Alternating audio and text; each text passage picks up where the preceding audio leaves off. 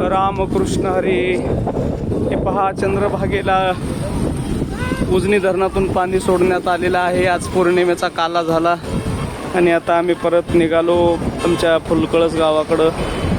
आणि हे पहा, चंद्रभागा माता, पाणी वाढत आहे चंद्रभागेला. आणि हे आपल्या चॅनलवर आम्ही व्हिडिओ टाकत आहोत.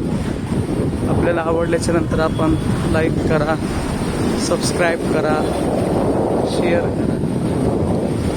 रामकृष्ण हरी. जय जय रामकृष्ण हरी. हे बघा चंद्रभागा. मला पुंडलिक रायाचं मंदिर पूर्ण पाण्याखाली गेलेलं आहे, दाखवतो.